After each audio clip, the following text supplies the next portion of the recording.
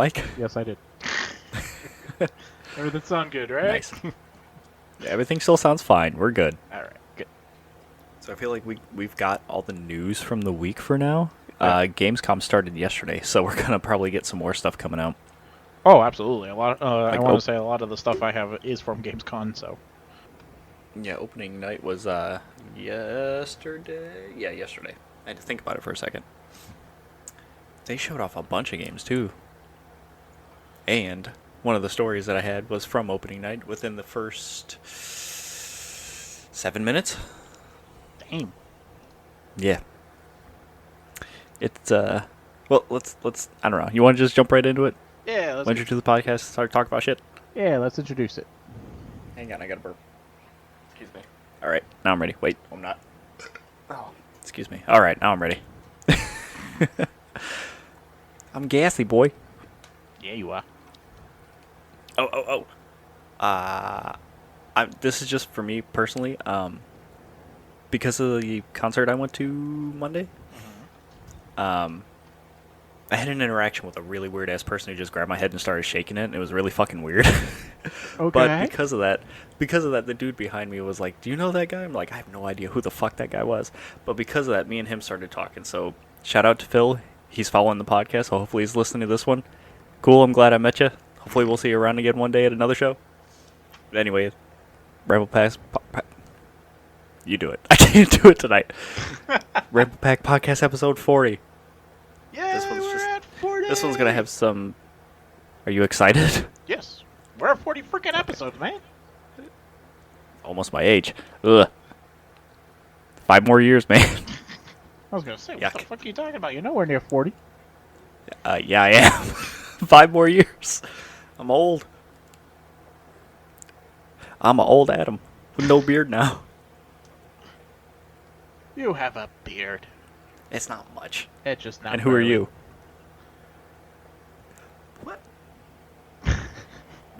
Sorry, I got thrown off. What'd you say? I'm not burly? Yeah. A big burly Oh. beard. Oh. Lumberjack. Now I'm just a boy. That's okay. It'll grow back in. Who are you? Introduce yourself. I'm Mike. Wahaha. Who has a bigger beard than I do now? I don't know if that's an insult to you or a compliment to me. I mean, I'm fine with mine. You have a good beard. At least one of Yay. us thinks so. Fair enough. All right. Since we started off on Gamescom, do you want to talk about what we know that came out of it? Because there was a shit ton of games that was shown Tuesday night alone. Like, for instance, Little Nightmares 3, which I'm honestly surprised that there's a third one, but I've played the first one mostly. Yep. And it's pretty neat. Not my kind of game, but it's pretty cool. And obviously people love it if it's got a third one. They showed off some Cyberpunk Phantom Liberty stuff, which was cool. Yep. But the thing that I was alluding to earlier was, remember how the Game Awards last year, Elden Ring won Game of the Year? Yeah. Do you remember the kid that showed up behind the devs and he hijacked the mic and was like, "I want to thank Bill Clinton" and shit like that? Oh, Jesus. Do you remember that kid? Yeah. So not him, but 2 other people rushed the stage within 7 minutes of the Gamescom starting that night. Oh, fuck. Yeah, they didn't get a mic. I almost said unfortunately. Fortunately, they did not get a mic or get picked up on anything, but like they were just standing next to Jeff trying to like talk and say shit, and he's like, "This is disappointing. I'm really disappointing you guys. I don't know why you're doing this, blah blah." He was like really professional about it, Yeah. and like he rolled with it and kept the show going. But it's like, just like a lot of people online were saying, where's the security for this kind of stuff? Why are they allowing kids to just run up on stage? Where are the people to stop them from doing that shit? Because they're developers and not celebrities. Celebrities or not, if you're putting on a show, you need to have some kind of security. I agree. Which, Which adds to light of the seriousness of what we discussed last week.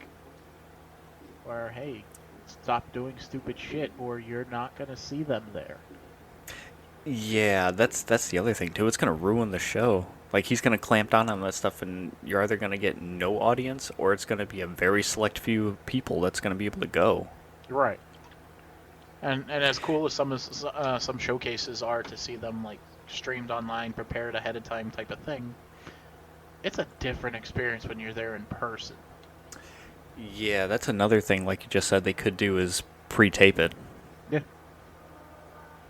And that would kind of like take away from the whole live feel of it and having the audience react to new things. But not to mention, if it's pre-recorded, there's a good chance that shit could leak out. Yep. And you know that devs don't want that. Absolutely not. So stop fucking around and keep your ass in your seat, god damn it. I wish, just for Keeley's sake, I wish that there was a way that they could vet people to know that people won't pull the shit. But I know that that's kind of hard to do. Just Oh, well. have a regular security stand guard at the At the frickin- very least, at the stage, right? Yeah. Yeah. That's what they need at the very least. Or even if they did, have more. Yeah. Because apparently, if they did, it didn't work. Right. It just sucks. There's people trying to ruin it for everybody else just because they think it's funny. And it's not. It was probably funny the first time around, but at this point it's annoying as shit. It was funny because it was really fucking weird. Yeah. But it's so dumb. It just kind of opened the doorway for other people to want to try. Stop it. Yes. Not you, idiots. I agree. I was like, what the hell am I doing? You're fine. But they announced that the Game Awards is coming back. No Yay. surprise, but I'm glad. It'll be December 7th. Woohoo! Yeah. What did you see from Gamescom, if anything? I I have to go back and listen to the interview with, what's his face? Phil Spencer. Sorry to cut you off. No, it's okay. The few things I did see was Sonic Frontiers. Their final free content update is going to be shown coming up soon. It was actually teased that the next pack known as the Final Horizon. That's going to be a new story, new challenges, and possibly new playable characters. Ooh. Yeah. Didn't exactly from the articles I read and what I saw, it didn't exactly say whether that they actually were or not, but based off of the little trailer that they showed, Knuckles, Amy, and Tails are all possible playable characters. So that's awesome. But we'll find out more come September 28th. Wow. So literally just a tease. No solid information. Just here's what we're going to do. Possible characters. That's it. See you later. Yeah. Okay. Hey, Something to look forward to, I guess. it's a hell of a lot better than the Ronin one. That's true. At least it was more substantial. It was more than just, hey, we're making this, as you can see. Yeah. Well. Ooh. What else? Anything else good? You might like this next one. Apparently, for Gamescom, they did what the hell? Microsoft Gamescom specifically? Yeah. Well, Okay. it's a collab type of thing that they did, but Microsoft teamed up with Tempur-Pedic mattresses to do. Yeah. It's a really weird combination, but once you Okay. hear what it's for, I want to hear where this is going. All right. They teamed up to make a Starfield style dream chair, where it looks like it's a whole Okay. setup. It's a gaming chair, and a desktop that looks like a freaking cockpit. Oh, That- that sounds cool. If you want to see it, if you click on the link, it'll actually show an image of what it looks like. I gotta see this. It's making me think of like the that one developer's room from Grandma's Boy, like the Prodigy guy. Yeah. Yeah. Oh God, that looks like a command station to like a starship. That's cool looking. Uh-huh. You want to buy it for me?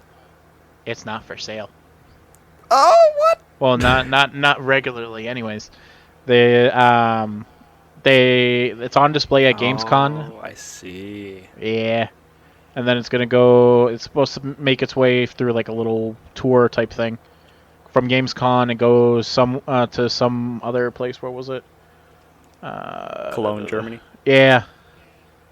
To Saturn Experience Store in the same city, and then after that, it's going to go to the Tempur-Pedic store in Westfield, Stratford, in October. And then at the end of the year, they're actually going to be raffling it off at a charity raffle.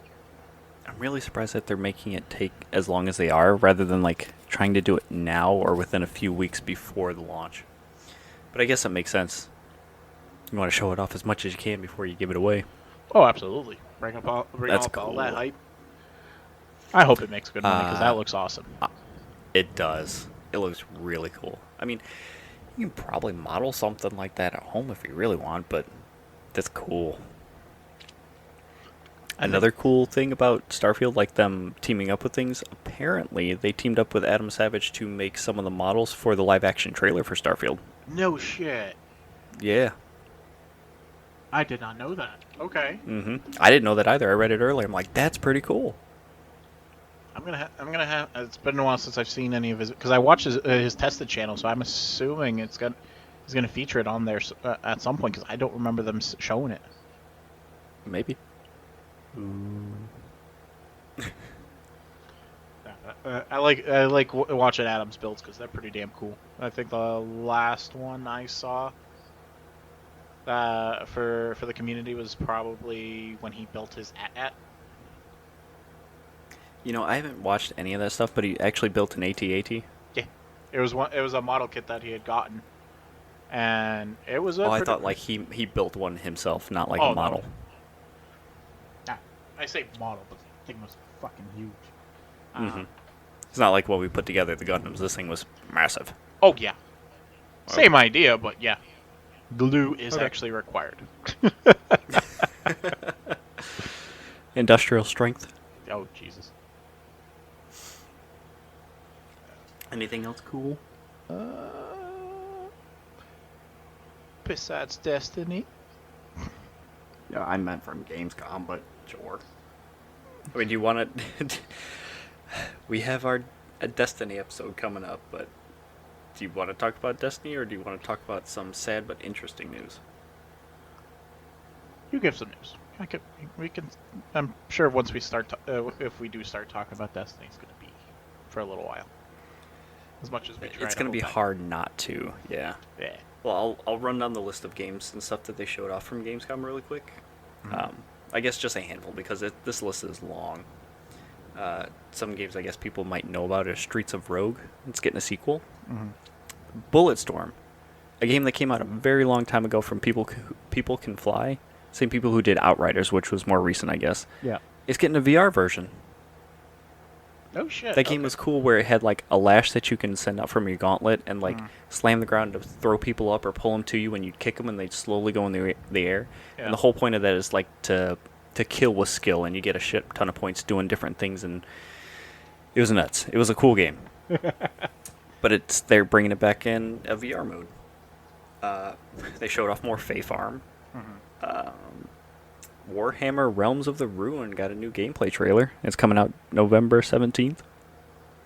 Like I said, Little Nightmares 3. They showed off Black Myth Wukong. They showed some more gameplay in Unreal 5. Killing Floor 3. I'm surprised that game is still going on. I never hear anything about it, but it's now a trilogy, I guess. You know how Payday 3 is coming out? Yeah. Ice-T came out and talked about his mission that he's got in it. He's got a heist mission for the game. Thought that was pretty cool. Tekken 8 is releasing January 26th next year. Yes, it's already a pre-order too. Yeah, man. But it's expensive though. Holy shit. Yeah. Lords of the Fallen got a new trailer, not new story trailer, and that's coming out October 13th. Now, along these lines, you know how a lot of things are releasing beginning or middle of October? Yeah. Alan Wake 2 is supposed to be released around that time too. They pushed the release about a week or so. So that way they're not competing with all these other releases. They want to have like an open area for them to release the game in. Oh, good. That makes sense. The hell. The game, I don't think they've mentioned that it's gone gold yet, but it's still like on track with development time and everything. But they're just pushing it a little bit so that way they're not competing a lot. Yeah. That was the small news. This is gonna suck for a lot of us old gamers and stuff. It made me sad when I read it, but like I get it because it's just been so long and there's only so much more he can do. But for all of us who got our start on Nintendo when playing Mario and whatnot, Charles Martinet is no longer the voice of Mario. I guess his final role was all the roles that he played in the Super Mario Brothers movie. The new game that's coming out October 20th, Super Mario Wonder, is not going to be him. And they have not revealed who's doing the voice yet. They have teased it and said, you'll find out when the game's released. It's Chris Pratt. Watch. It's Shut Pratt. up. No, it's not. There's no way. Only because I'm pretty sure that since he's a Hollywood actor, he's SAG-AFTRA, and you know that shit's been going on. There's no way that they're going to be able to do that, much less could they afford him to do all that voice. Correct. I don't see that working, even if it's just a bunch of wahoos. But still, I mean, if I went back and listened to the trailer, and it's pretty close. You can tell it sounds a little more higher pitched than the usual Mario that we know, but it fits the game. It fits the aesthetic and everything. It still sounds good. Yeah. But now Martinet is just a Mario ambassador for Nintendo. Still working side by side with them, but no longer doing the voice. What? When did he do the voice for Mario in the movie? At what point? He did a handful of characters. He did in the very beginning when they were in the restaurant. Yeah. He was the dude who was it? Their ad played on the TV. Yeah. And they were talking to each other and was like, "Was that too much?" And he goes, "I think it was a great wahoo." That was him. Okay. Yep. He played Mario's dad in the movie as well, and I think their grandfather as well. No shit. Okay. Mm-hmm. I think he might have played one or two other roles, but yeah, he was all up in that movie. At the beginning, that part. Now that you mention, I do remember, but the other ones, It should have been obvious when he said wahoo. I know. Why I forgot, I have no idea. Just went right by you. That's fine. I'm just glad. But yeah, I was like, I thought that was Go cool. ahead. They brought him in. I was hoping that they would give him some sort of role because it would just be weird to have a movie without him being involved, just because he's been a part of that for so long. Right. Exactly. But how are you feeling about it? I'm honestly sad, but it makes sense because it's been so long, and he deserves a break. He deserves a He's break. just been around. He's been Mario for so long, and not just Mario, dude. He's Mario. He's Luigi. He's Wario. He's Waluigi. No shit. So he's retiring from all those roles. You know what? They only said Mario. They never really mentioned the other ones. Why would? I know. it I would- know. That's my thought too. That wouldn't make any sense. If you're going to retire from one of them, why not all of them? Right. They just didn't specify. They said only Mario. I haven't seen any other clarifications or anything. I'll have to hunt around and see. Yeah, that would be interesting. Trying to think what the hell. No, as far as how I feel about that, I want to say it. Granted, it's different circumstances, but I want to say it's the same feeling I had when. Same type of feeling as when Lance Reddick passed away, when Kevin Conroy passed away. He's not dying though. I know he's not dying, but like these are iconic voices that we'll never hear play. Yeah, a role yeah. anymore. Yeah. At least in his particular scenario, you could still probably see him and get him to probably say "wahoo" in person, but He does do that when he goes to conventions and stuff. He has no problem doing the voice for people. and that's why I love him. Yeah. He's a really nice dude from what I've seen people say and stuff. Yeah. I wish I could meet him one of these days, hopefully. Just gotta go to a convention where he is. Bye, Callie. See you later. maybe for like episode 100 or something close by, we'll do like a Make a special short trip. Yeah, do like a special episode at a convention or something. Take the podcast on the road for once. Yeah, All right. take it on the road. Maybe a YouTube video, something like that. I'm still working on trying to get interviews with different people, so maybe it will work out. Yay! Yeah. Share with your friends. Put us out there. Come on. I have math. Help me out here. What's 31, 23? What's the math? 7, 1, 8. I got there. I'm tired. It's been a long day. 1 week and 1 day. You know what's coming out? What? TMNT DLC. Oh, Jesus. Operation Shell Shock. Yeah, man. I can't wait.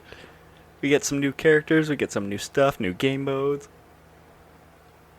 That game was so much fun. I should have made you fucking play it when you came over. We're going to do that. We're going to do co-op next time. Okay. Dude, I would have showed you so many games and had you play a bunch of stuff if we had enough time. Well, we were kind of busy with your daughter's birthday, so. I mean, after everybody went home. We'll just swap houses. Somebody will go to one's, and then the wife will go to the other one, and then we'll just play games all day. Okay. But the girls have to take the kids. Yes. Does that include Sawyer? Is it going to be boys and girls? Yes. Okay. Just you and me playing I mean- video games, and everybody else here. Okay. I'll I'm make- fine with that. I'll get the playset finished, just for that. Okay. I mean, TMNT does have 4-player co-op if he wants to play a turtle. You would have to try. Ooh, you're thinking about it. Maybe. All right. Because he is starting to get into the Ninja Turtles. Yeah. That was what I was all about growing up. Because he's seen the commercials for the movie, and he wants to, and he said, I like that. That's cool. I'm hearing good things about the movie, too. I kind of want to go see it. Oh yeah, it's already in theaters.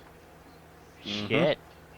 So if we do that, it's gonna have to be soon. Okay, I'll have to work something, figure it out. Yeah.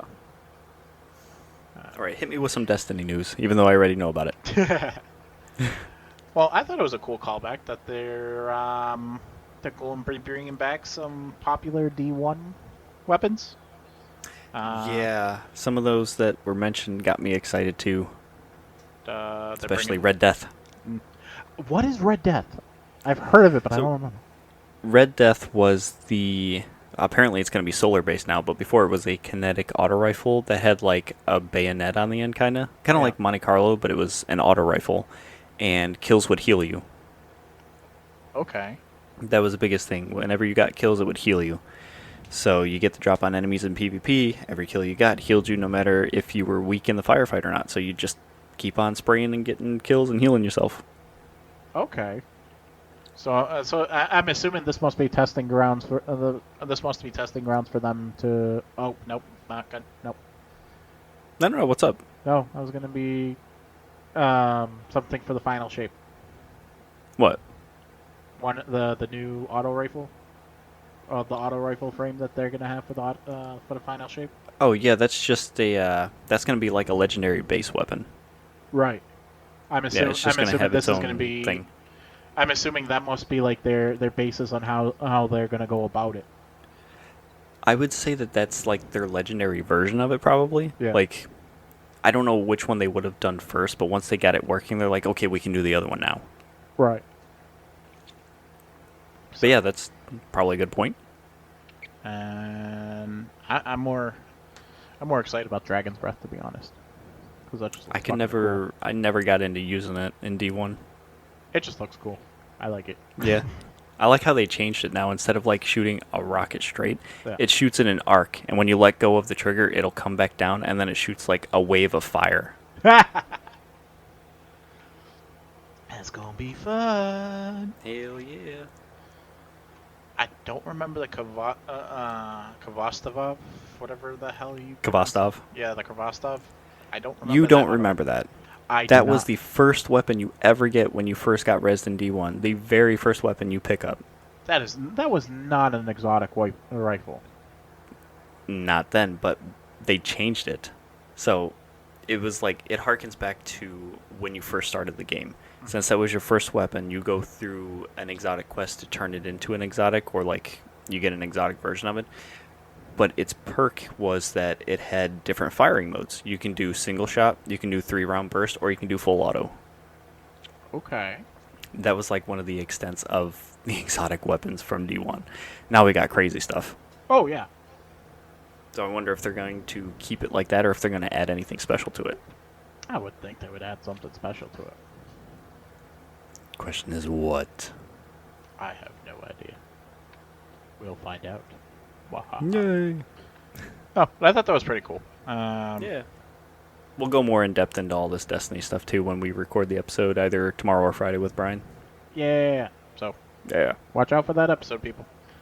Yeah, man. And then the other thing I thought was pretty cool. I know it goes into the final shape, but basically after it ends the light and dark saga, they're going to be ditching seasons for episodes. Yep. Instead of doing 4 seasons a year, they're going to do 3 episodes, and each of them are going to be like 6 weeks apiece. No, the 3 episodes, but they're each episode is going to be split up into like 3 acts, and the acts are going to be like 6 weeks apiece. Yeah. 18 weeks total. Yeah. Yep. Which is cool because they say that it's supposed to help narratively, and they're going to be able to add more cinematics and stuff and make it more like story heavy. Yeah. Or I guess story forward. What was it making any? And we could talk about it more when we record with Brian. But what's not making any sense to me about it is like where they were talking about you can play it interchangeably, and it's not going to be like it doesn't matter what. Yeah, order it's you not do like it. a linear story. Right, but are they? Does that mean all 3 are going to be available at the same time, and you pick one at a time, or is it as they release it? They're going to release one, you go through that timeline, release another, go through that timeline, release another, but once they're all released, if you jump in, you can jump into any one of the 3 and do it at a different out of order if you wanted to. I don't know. That's a good point. Because what they said, it makes it sound like you could just pick whichever one you want to do, but you'd have to have all 3 of them out to be able to do that. So, but Right. What I do understand from what they were saying was that it's supposed to be like not so much the aftermath, just like stories that come after the final shape and like how things have changed since then. Yeah. And they're going to be their own encapsulated stories, basically. Right. So maybe that's why it's not like a linear thing. It's just like, here's this story of what happened, and here's this story, and here's also this story. And you can pick which one you want to experience. Right. We'll just have to wait and see. Yeah, I mean, it sounds interesting at least, because we were always wondering about what the shape of Destiny was going to look like after after the final shape. But that's cool. Yeah, a lot of people have been complaining about burnout and just things being too samey and wanted to change. Right. And honestly, if they do that, I think that would also help with the suggestion that I had. What they try to do is eventually make each season available once the whole arc is done. Maybe eventually they can add, flesh it out and do something similar to that people can play through it. Possibly. Just add more content. Yeah. I was going to ask you something and now I forgot. Oh, how did the showcase land for you? Like, how did you feel about it after you watched it? I was excited. Yeah? Yeah, it looked cool. Especially All aboard the hype train? Yes, especially since Game 6 is back. That was fucking awesome. Choo-choo! Yeah.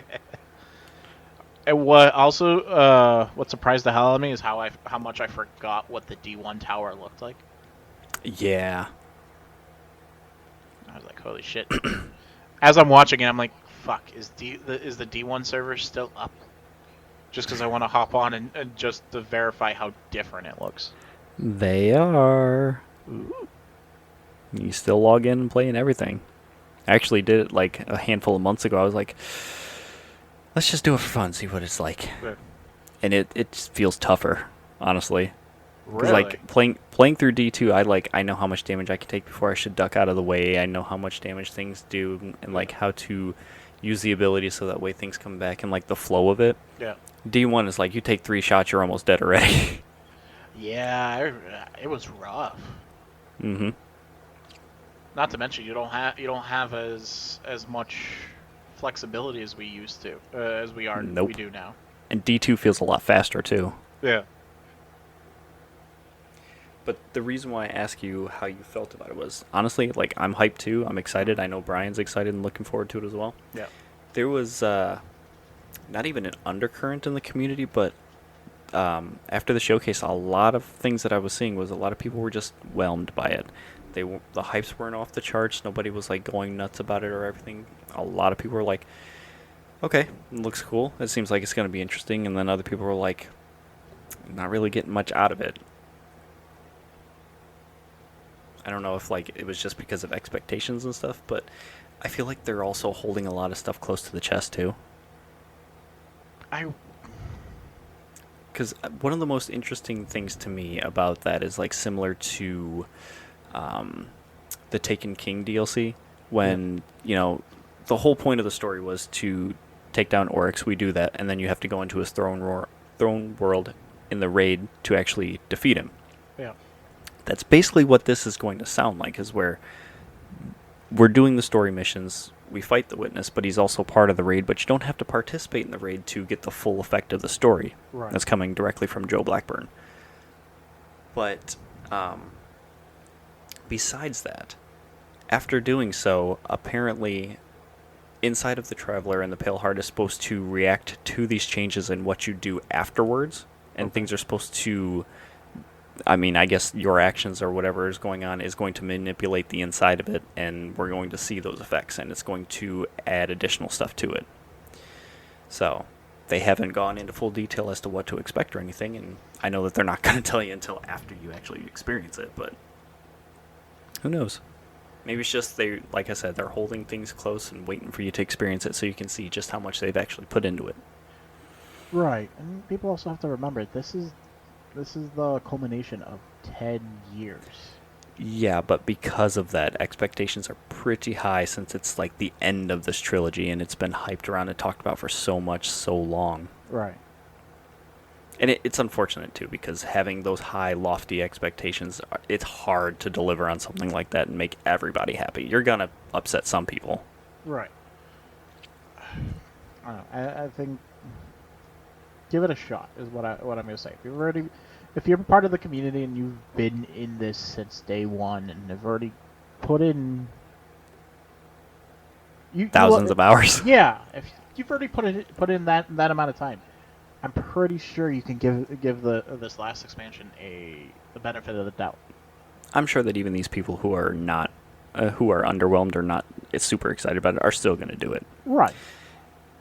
But there was also that wave of people, even during the showcase, were like typing in Twitch and stuff, for like when they showed off the collector's edition and all the pre-order bonuses for things. They're like, don't pre-order it, don't buy it, speak with your wallet, push back against all the microtransactions, don't give them your money until when you see it in person or whatever, or like wait for the last day so that way they know that you were serious about all the pushback against microtransactions. And I mean, they're not wrong. You're not going to change a company's mind by pre-ordering all this stuff and giving them money still. Right.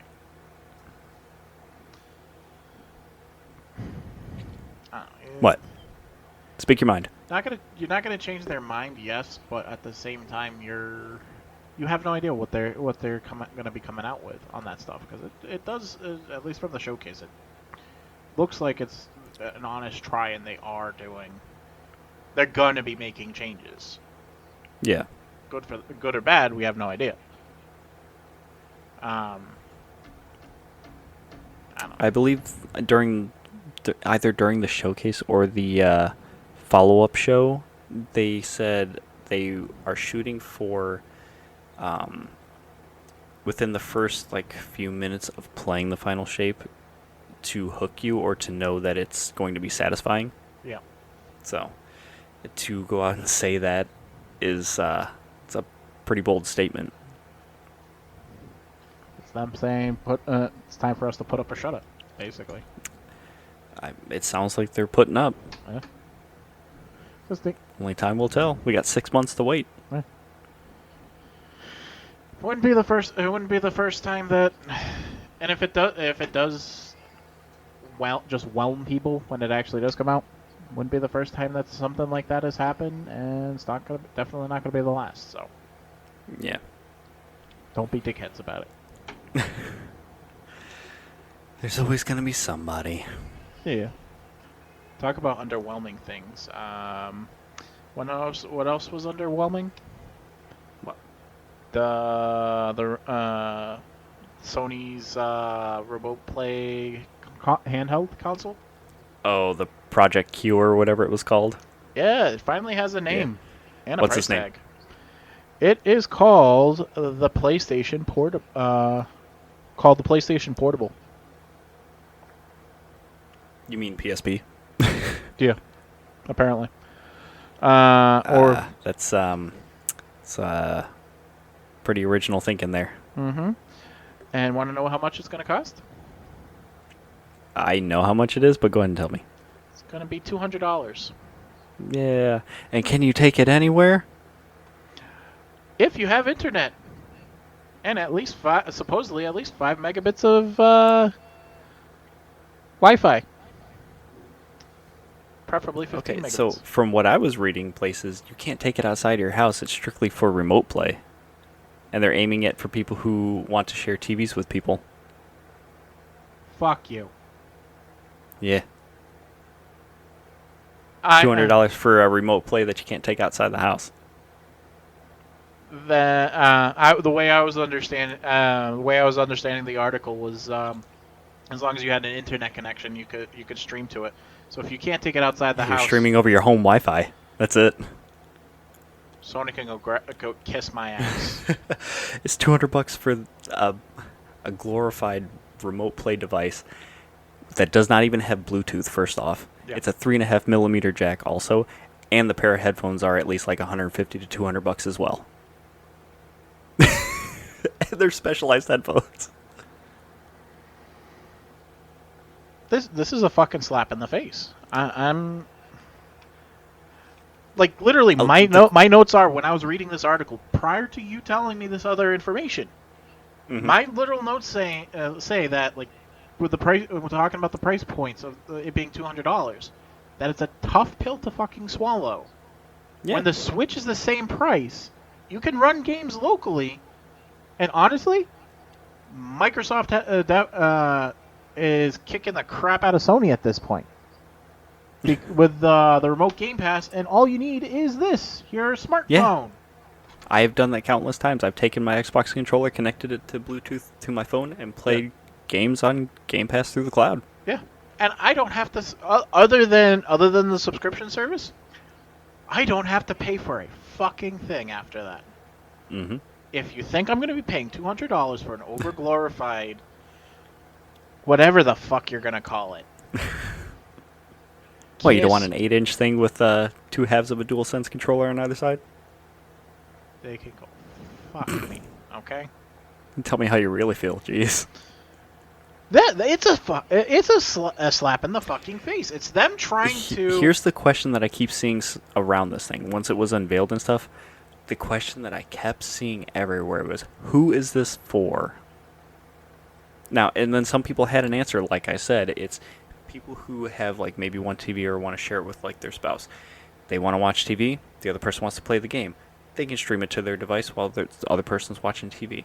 But that's a very narrow window for any kind of use.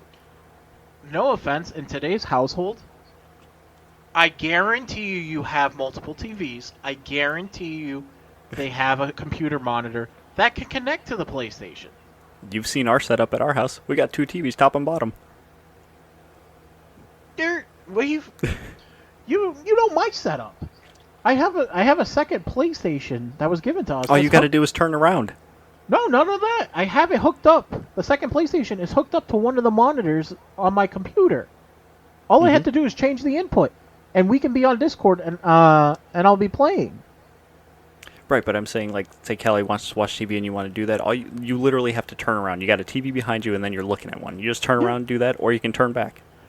Well, not only that, we have a TV in our bedroom.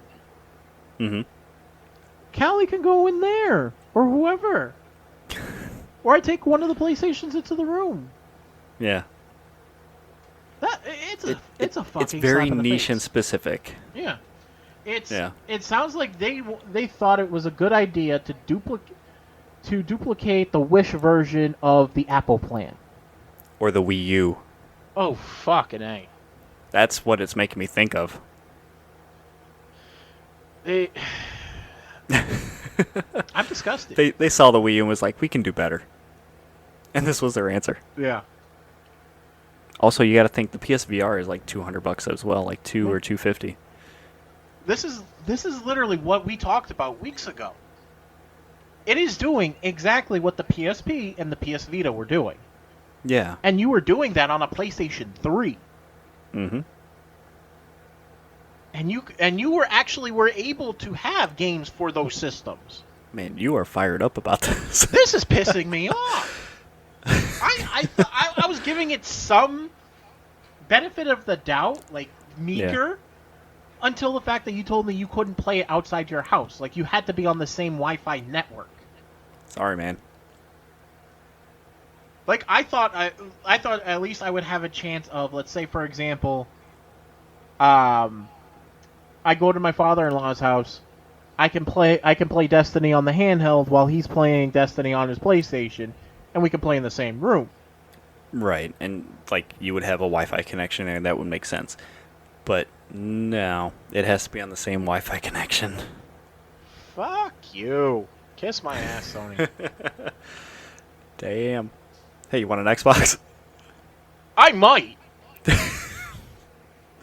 If they're trying to pull this shit, Here, let me sweeten PS Plus for you, just to give you something to look forward to.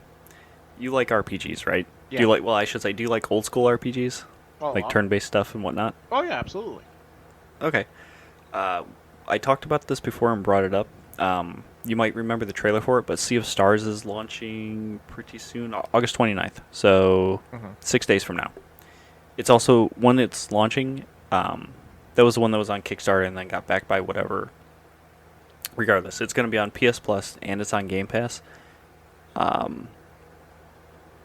Yeah.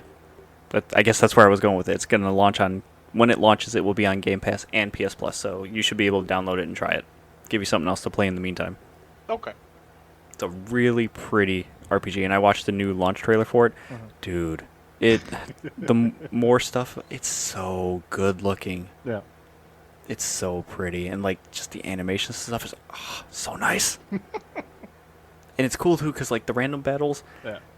I'm gonna ask you a couple questions about RPGs after this, but usually in RPGs, like you got the random battle system, you jump in the fight, you do whatever, and then you get out and you keep going. Yeah. Or like some of them you'll have, like you can see the enemies on the overworld, you pick them, and then you get into the fight or whatever. This one has a system, if I'm not mistaken from watching the trailer, where you can see them on the screen. You go up to them, it starts the fight, but it doesn't have to like do a weird animation to load into the fight or like change screens or anything like that. You run into the enemy, it starts the fight right there, all your systems and stuff come up, you do the fight, stop, and keep going. There's no like stop. I like that. Okay. Tales of Symphonia, which I've talked about, I love that game. You can see the enemies on the overworld, but they're just generic looking things and you don't know what you're fighting until you hit them. Yeah. Or run into them, I guess. And then it loads into the fight and then you see what you're fighting, you get out, loads back into where you were. I kind of prefer what they're doing with Sea of Stars. It's kind of like a cross between the two. Yeah. But at least you know what you're getting into and there's no waiting around. Just like go in, fight, get out, keep going. Right. It's very linear is not the word. It's very smooth. I get where you're getting at. I think that's where I think that was the step I was hoping RPGs would have gone when they went from like turn-based games to like the active battle system that they did. Yeah. Man, speaking of that, Final Fantasy remake kind of took what you're saying, but like they went in a weird direction with it. Little bit, yeah. It's more Even then- action oriented. Even then, that's still it's not as bad as like. It's definitely an upgrade. Yeah, it's not as bad as Final Fantasy 12. In my opinion, I hated that. I didn't play 12, so I don't know. I played it. I didn't care for it. What was it like? That wasn't the Zodiac one, was it? Zodiac was the updated version of it, but yeah. Okay. Oh, okay. So yeah, I know what that is. I don't like that either. Yeah, it was more. It was trying. They were trying to. It made it look like they were trying too hard to do like MMORPGs. Right. But single player. Right. I'm like, no, this isn't what I'm looking for. Right. But at least the way you're explaining it, it's the step I was thinking it was gonna go. Fluid is the word that I was trying to think of. Yes. It's very fluid. Yep. Yeah. It's gorgeous. I can't wait to try it.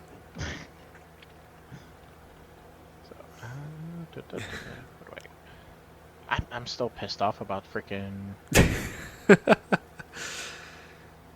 It'll be okay. Uh-huh. Oh, I talked to you about this a while ago, but I didn't bring it up on the podcast. I just remembered about it now.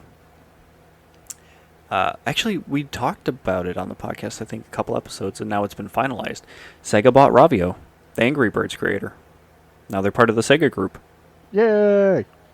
How do you feel about that? The poor defenseless care? animals are finally fighting back.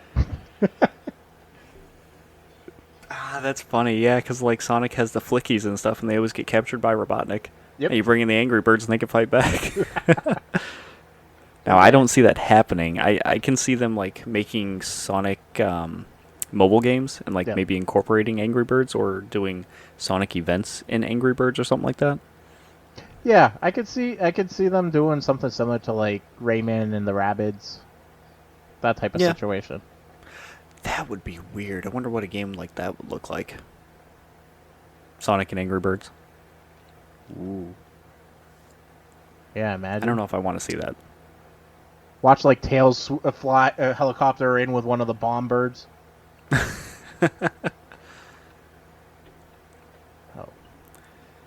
don't know. We'll see how that works out, but Sega's it's interesting that Sega's now increasing their dev catalog, I guess. Yep. Now I wonder if they're making a play at anything or if they're just trying to increase their reach. maybe. But that's Because you know surprising. Sega's like a. No, go ahead. No, I was saying that it's a nuts thing to think about, seeing as when we were growing up, Sega had its peak as a console, and then went downhill big time. And the fact that it's making a comeback now, holy shit! Yeah, but they're like, what I was gonna get at was they're in the business of making games now, not even consoles and stuff, and I feel like they're console agnostic. They just put out games on all of them. Yeah, basically. I guess the only one that they don't have is mobiles now, but with Angry Birds, I'll just say Ravio. With Ravio now, they have at least some sort of foot in that door. I'm actually surprised they haven't done a Mario. No Mario. Wow. They haven't done a Sonic mobile Sonic game. Mobile? Yeah. Yeah. I figured it would have been a perfect game, type of game, especially the Watch, old school they have, style. and we don't even know about it. I know, right? Oh, fuck. Wouldn't surprise me. You're gonna look it up, aren't you? Yes, I am. Haha. I'm gonna feel so stupid if they do. There's nothing to feel stupid about. It's just something we didn't know. Did you hear about the next round of layoffs while I'm doing that? No, I actually didn't. Apparently, what the hell was the studio? Fuck. Bioware is laying off 50 devs. Wow, really? Uh-huh.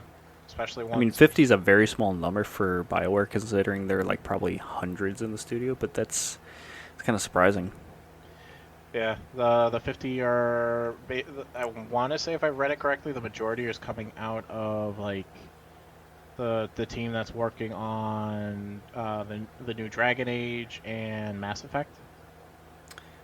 So, did it say like they're downsizing the team since they're wrapping up development? No, it's not only that. It's they're restructuring, supposedly, Uh, to make it more streamlined because their development has been so long, a lot longer than they Right. were expected. That way they can focus on it. But supposedly, there's no proof as to there actually being a correlation to it. But it just happened to be around the time where part of the layoffs are going to be the teams that, as one of the teams, the contracted teams that unionized. Interesting. Yeah. So they're no longer doing the unionized contracts? Mm-mm. So like trying to see, yeah, Venture Beats was no, that was Venture Beats. Bioware has decided not to renew its contract. Keyword Studios is the one that's the in-house contracting company. Okay. They recently unionized and had been bargaining their first contract since then, and Mhm. according to their representative James Russworm, he claims it has name. nothing. Yeah. He's saying that it has nothing. The unionization and them not renewing the contract has nothing to do with each other. They just haven't just come to an I see. agreement. Yeah. Yeah, I see what you said. It's just a cost-cutting measure rather than something targeted at the union themselves. Sounds like something to do with just development, which it's still unfortunate. Anytime there's layoffs, it stinks. Right. It just a bit ironic at that point too. Yeah. You're gonna To lay go off. back to, I'm sorry. Go ahead. No, I was gonna say you're gonna lay off the team that actually unionizes. I feel like that's just based on what you said and reading what you got on there. It's just an unfortunate timing. Like it wasn't, like you said, it's not targeted. It's just part of the business. Sega 2 is on the iTunes the App Store. Try that name again. Sega 2. You mean Sonic 2? Sonic 2. Holy fuck. Yeah, I was gonna come back to that and say they actually had a handful of mobile games. There was also something called Sonic Forces Speed Battle, which was an online battle racing game. And there's Sonic Forces Racing. Mm-hmm. And the original Sonic the So- Hedgehog and Sonic 4 and holy shit. Okay. So yeah, I mean, we don't play a lot of mobile games. Well, I don't personally, but yeah, I guess we just missed out on that. I think I might have to try it. See what's available because it's saying in-app purchases, but I'm like, what are you Hey, buying? you still have to play Vampire Survivors. I know. Once I get No into a game, excuses. I get attached. I'm sorry. I mean, look at Destiny. Hell yeah. Oh, fuck Talking yeah. about getting Are you- attached. You ain't kidding. The fact that like when we were playing Dreamlight Valley, I was so into that game, and then you got me back into Destiny. I barely ever touch it. Sorry, man. It's to the point that my wife had to this last Star Path, which has a whole bunch of really cool shit. My Mhm. wife had to remind me on a daily basis, hey, you need to log in and do this stuff. But Destiny's calling. I gotta play. I know. Just one more game. Destiny is worse than crack. I'm sorry. Sure as hell feels like it. Uh-huh. I like that before you would always come back to Kingdom Hearts, and now it's like we're both always coming back to Destiny. Yes. It's bad. It's so Oh. bad, but so good. Oh, yeah. I'm going to have to see if there's any Destiny pop figures. Add it to the collection. There might be, honestly. Yeah. And you know that if there is, there's definitely a Cade one. Look it up. Continue. We're good at looking up everything else. Yep. All right, while you're looking that up, I think I mentioned to you before that the Xbox 360 storefront is closing down next July. you will not be able to purchase any games or DLC or anything from the storefront, or even like movies and stuff like that. Yeah. They made it to where you can re-download anything that you have purchased and any DLCs you have. Like Yeah. you can re-download them, but you can't like buy anything new. This November actually marks 18 years since the 360 first launched. Can you believe that? Oh, Jesus. Yep. Show our age, why don't you? Yeah, I know. The final date to buy anything from that storefront is going to be July 29th, so get your purchases in now while you can. Any kind of game that has multiplayer, though, provided the publisher still has their servers running, is still available. You'll still be able to play multiplayer through those 360 games and stuff. Any kind of 360 game that is backwards compatible, though, you will be able to buy, because that's through the new Xbox storefront rather than the 360 storefront. So Xbox backwards compatible games, still good to go. Anything else that's not will be done July 29th. Boo. Yeah. Here's I some think bets. oh no, we were playing Destiny when I mentioned this, so I'm going to mention it again. Gerard the Completionist tweeted when he saw that news, he tweeted and said, "Here we go again." Got a lot of work ahead of him if that's the case. I want to know what the hell he does that he spends so much money. It's in his name. He's the completionist. That's what he does. His YouTube is all about literally completing games 100% and moving on. But I mean, he like does game coverage and spotlights indie games and stuff like that too. But he makes that much that he can buy the entire game. I mean, his YouTube channel is successful, and he was part of G4 when it came back for a short while. Okay, fair enough. Yeah. By the way, Yeah. Not only can you get Cade 6, Uh-huh. you can get Cade 6 holding a chicken. Oh, really? uh-huh. That's awesome. and apparently it's an Amazon exclusive. What? Uh-huh. Did you buy it already? No, I haven't. I can't see. I don't know what the price is. It's not going to be pretty, I can tell you that much. You don't think so? I don't think it's going to be pretty. Why? Because it's an Amazon exclusive? Put it this way, the little... You know how when you look up stuff on Google, it gives look up items for sale, and they give you like the suggestions at the top? Yeah. On eBay and other parts of Amazon, just the regular Cade 6 is like can run between $40 and $150. I'm looking at Amazon right now. $74.90 for the base one. There's a special Golden Gun Cade 6 that's $91. And I'm not seeing the chicken one. Do they have a Crota Target exclusive one that's $160? Fuck. Yeah. And the irony about this is, you look at Ikora, $20. I mean, Cade's a beloved character. See, look at that. We're right back to Destiny. Yep. Ay. I love him, but I don't think I can spend $70 on a Funko Pop. You don't love him that much? Apparently not. Mm-hmm. So I've got a kind of a big story, like as a follow-up to the whole Activision Blizzard thing. It's a two-parter. Okay. I'm really interested in how you're going to feel about it or which direction you're going to go about it. Okay. But to appease the UK CMA, and if anyone doesn't remember what that is, that's their Competition and Markets Authority. They are restructuring their proposed acquisition, and they let the UK CMA know about it. What they are doing is that they are basically giving the streaming rights to Activision Blizzard games to Ubisoft. And they're putting it on Ubisoft Plus. The proposed idea is that they're giving them the rights to do whatever with the streaming games basically for 15 years. Okay. What Ubisoft has said that they expect to do is that once they're going to get the streaming rights to games like, they specifically said Call of Duty and more. Didn't specify anything else, but they're getting Call of Duty, of course, because that was the one that they were focused on during the whole thing. Yeah.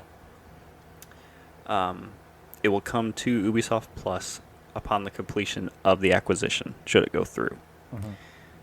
The agreement the agreement also includes a complete slate of their current Activision Blizzard games as well. And this is all for 15 years straight. No shit. Okay. A lot of it's going to be, from what I understand, it's going to be day and date too. So you'll be able to stream the games, I guess, through their platform. Yep. But not just Ubisoft Plus. Ubisoft is allowed to license these games to other cloud gaming platforms. It will be their choice on who they choose to do it, if they choose to do it at all. So it's out of Xbox's hands, or Microsoft's hands, for streaming games across cloud. Damn. So that's what. So that's them literally saying, "Hey, can't say we're cornering the You market. can't on use your this." argument to stop us. Right. Yeah. Because we're not the ones in control of it. Mm-hmm. So they said specifically they're looking at doing it across PC, Xbox consoles, and Amazon Luna, and PlayStation platforms as well. And Amazon Luna's been on the uprise, I guess, for cloud gaming too. They've been getting better about it. Yeah. That's one way to go about it, seeing as Ubisoft Plus is on everything. So. Yep. And remember, Ubisoft Plus is on Xbox, so it's kind of like an Ouroboros going back and forth, or eating its own tail, I guess. But they proposed it recently to them, and they expect the CMA to finish this review before the 90 days are up, which, within those 90 days will be, I think it was October 18th, and that's when the acquisition deal is supposed to expire again. So they think they're going to finish their review before then and have an answer. And from Microsoft's article that they wrote about it, they said the agreement provides Ubisoft with a unique opportunity to commercialize the distribution of games via cloud streaming. The agreement will enable Ubisoft to innovate and encourage different business models in the licensing and pricing of these games on cloud streaming services worldwide. Ubisoft will compensate Microsoft for the cloud streaming rights to Activision Blizzard's games through a one-off payment and through a market-based wholesale pricing mechanism, including an option that supports pricing based on usage. That I find kind of interesting.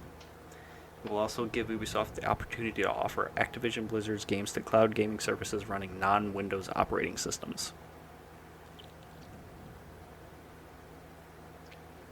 Dumb it down for me. Okay, so let's start with the compensation.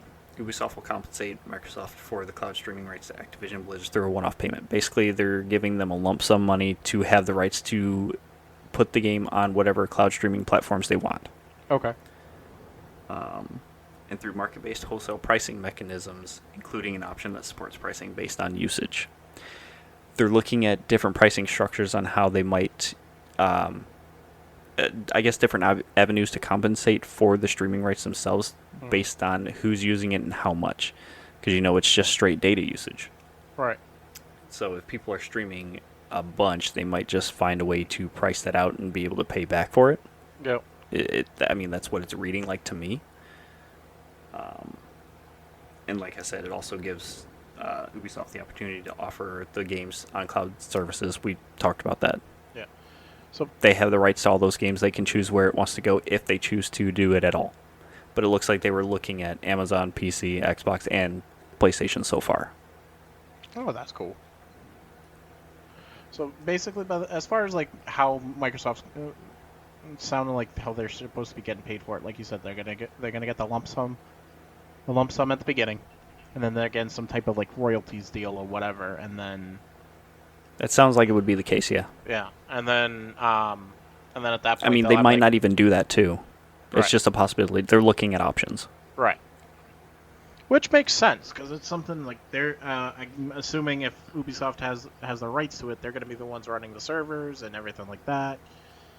It's at no cost. It's really at no cost to Microsoft to maintain that shit. Basically, yeah. And I feel like they did this because Ubisoft's already got a decent leg up in the cloud market with Ubisoft Plus and stuff. Right. Since they do a lot of their own streaming, their own game streaming from their catalog. Right. So it seems like they are a good neutral third party to pass it off to and say, here's how we are going to appease you, since you're worried about us creating a cloud gaming monopoly. We're going to pass it off to a third party and let them choose to do what they will with it. But we own the company wholesale. Yeah. Should they be allowed to acquire them? Right. What do you think? I'm okay with that, to be honest. I'm. Mm-hmm. It's a way for them to show, hey, we're trying here. You gave us an ultimatum. You had a concern. This is our solution. It sounds like Yeah. a reasonable solution. Yeah, I mean, it goes in favor of Microsoft, I guess, against everything that the UK was worried about. Yeah. Like any issue that they had with the deal and their worries about what was going to happen, this basically addresses that. Right.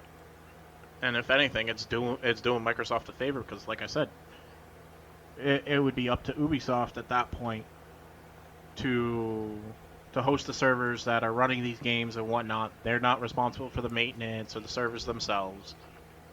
And they're going to get paid on top of that based off the usage. I'm assuming they would, but I don't know if it's a guarantee. Hmm. But I think it's a possibility or just another avenue to do so. Right.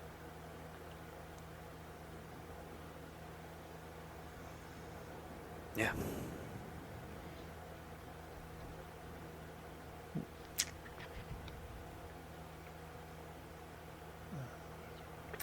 Also, I guess with this deal, it's not like they're limited either. Mhm. Should Ubisoft decide to go outside of like the big name service providers for this stuff, they could do it with other providers as well. Should any start coming up or making a name for themselves in the cloud ecosystem. So they could share the licensing rights with other people if they'd like. Yeah. Okay. I'm wondering what's going to happen after the 15 years are up. If they're going to, if they have to renew it, or if it's going to revert back to Xbox, or what. I'm assuming they're thinking at that point. By that point, they're going to see how well this is going to work out. That's really interesting, too. Because, remember, Sony and Microsoft signed a 10-year deal to keep Call of Duty on PlayStation. Mm-hmm.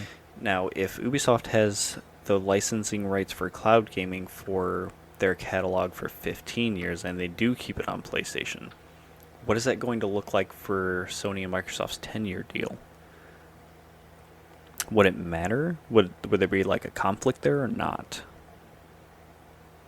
I'm going to assume not, because it's Ubisoft's choice. Right.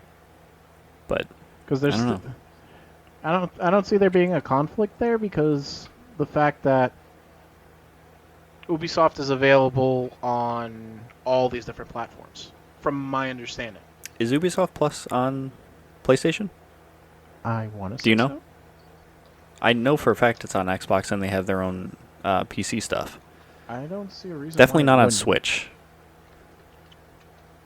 Yet, anyways. Yeah. It could always come to it. I mean, dude, if Nintendo got on the ball and made some streaming channels on like the Switch or the next console that they're going to put out, that would be pretty cool considering a lot of the gameplay and stuff is on home Wi-Fi. Like if they could have streaming services on the Switch or the next console, it would just be another avenue for money for Nintendo. Ubisoft Plus. Sorry. Classics is at least available. Yeah. I remember reading that Classics is on there.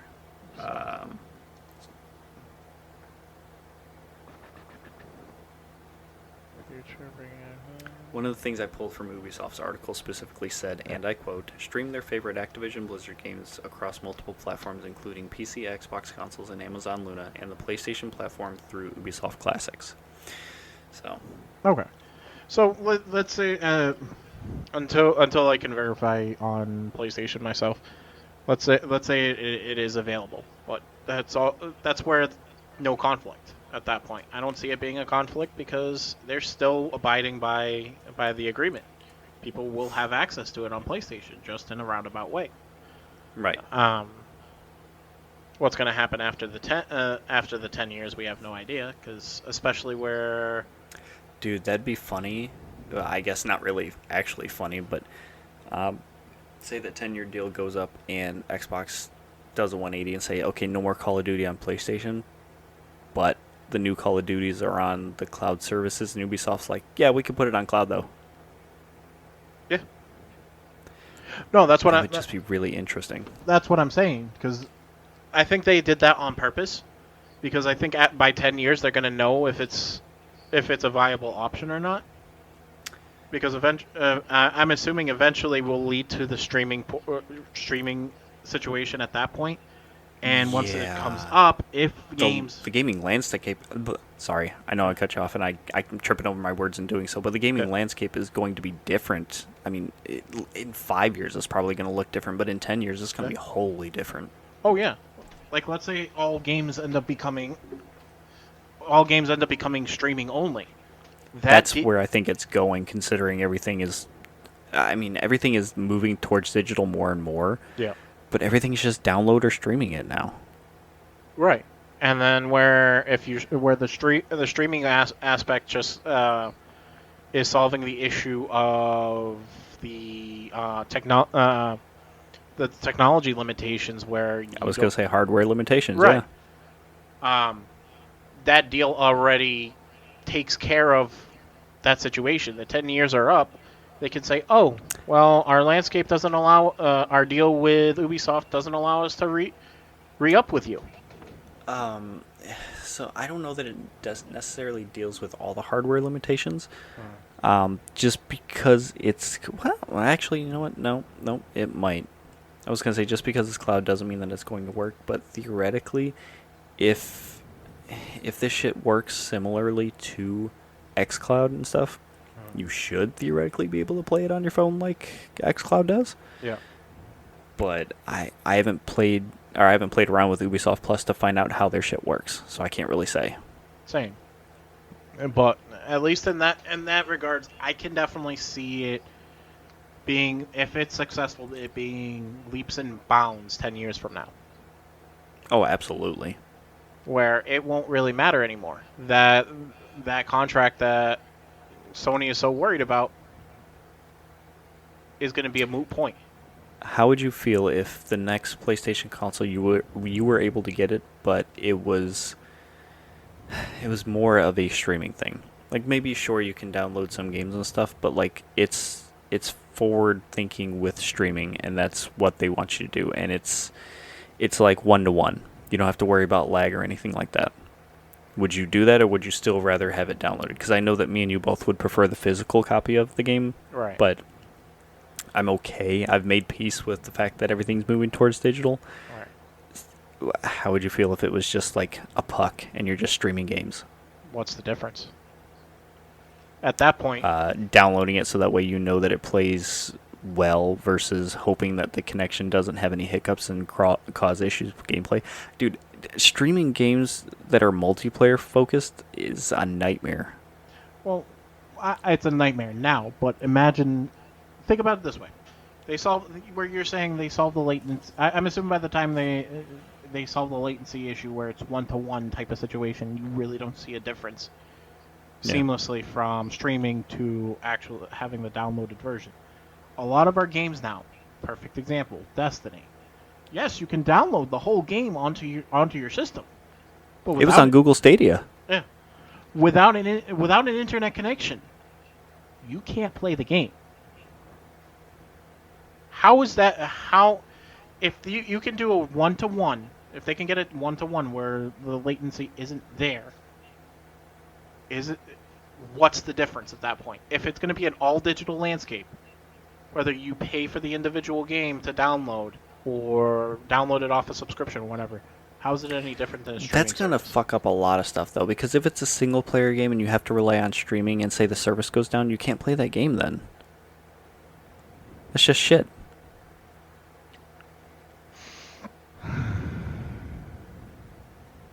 That's like my problem with single-player games now that need an internet connection. Yeah. Why? It's a single-player game. You don't need to check anything. Just let you play the damn game. Agreed. It's complicated. It is. As things. As acquisitions and mergers usually are. Yeah. Not only that, just the technology aspect of it. You see them new technologies solve a lot of problems and make things And creates new ones. Yeah, exactly. I have been looking over your shoulder for the past few minutes trying to figure out what the fuck that is. It's Captain Hook. Oh yeah. It took me a while. I was like, what is that hat? And then I was like, oh, I got it.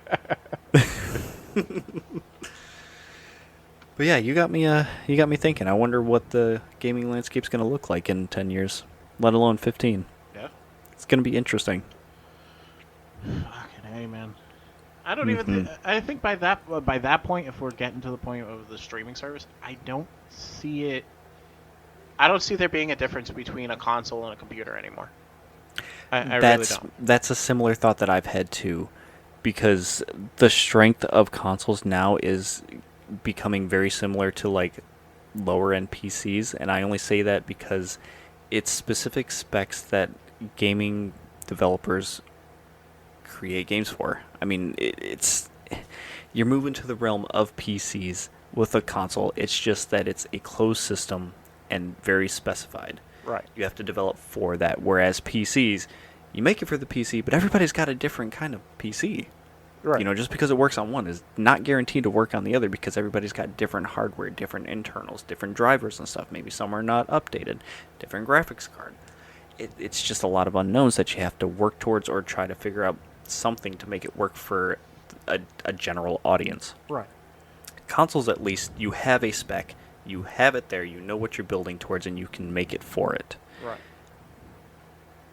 It's that closed system for Sony and, I guess, PlayStation and Xbox that you have a guarantee that it's going to work and you don't really have much problems to worry about. Mm-hmm. If it moves towards that realm of PC, would it be similar to developing a game for a PC and have to worry about what issues are going to arise, or are they going to keep it in a closed system so that way devs can work towards the one thing? Like even if the thing has great internals and it, you know, it's like 4K 60 FPS, 120 hertz, whatever, is it going to stick with what we have now, or is it going to look more, like you said, like a PC? Right. I'm thinking it's going to look more like a PC, and that's where companies are trying to look into the streaming more. Like what we were just talking about. If the streaming is going to take away that variable of the hardware limitations, it won't. It wouldn't. Essentially, I know it's me going to like the most ideal situation, but it doesn't matter if it's a shit desktop, a refurbished desktop like mine that I got for like $100, or a brand new $500-$600 gaming system. Do you think it would bring down the price? I think it won't. Because based on what you're saying, if I'm getting it right, you wouldn't have to worry about the internals. You wouldn't have to worry about how many teraflops your system can run. Like, because, you know, that was a whole thing with the new Xbox and PlayStation 5. Yeah.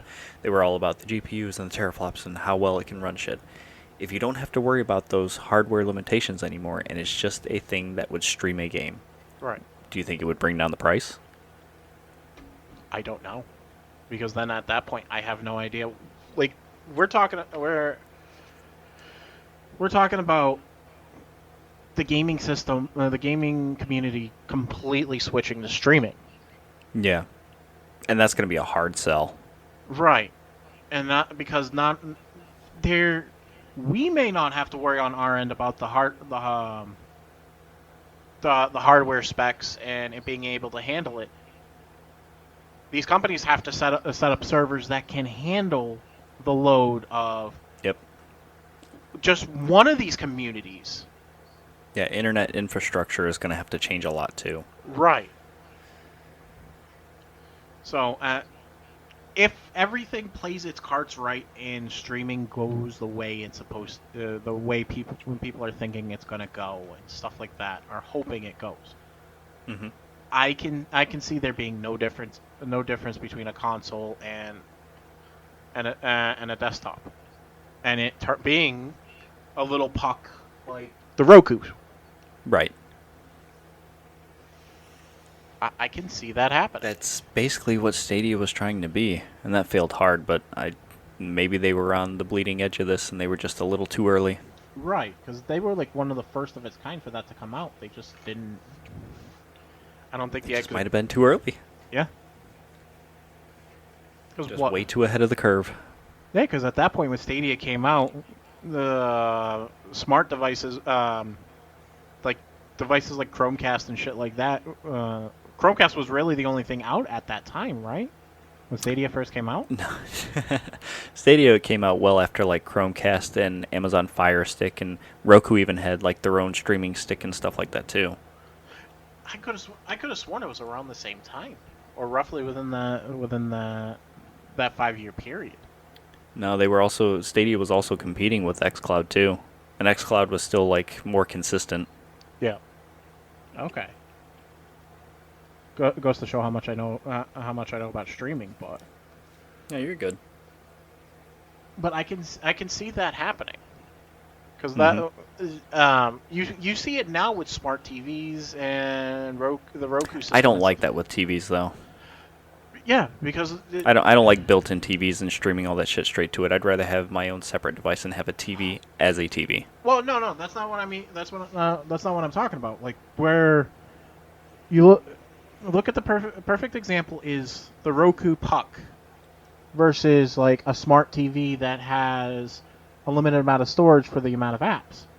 Like the main reason why we got the Roku was because I have the TV in our living room is a Samsung Smart TV, but the amount of memory it had built in is so limited that once the software got up to date for it, there's no space for anything else. Yeah, the default apps are there. You couldn't add anything else.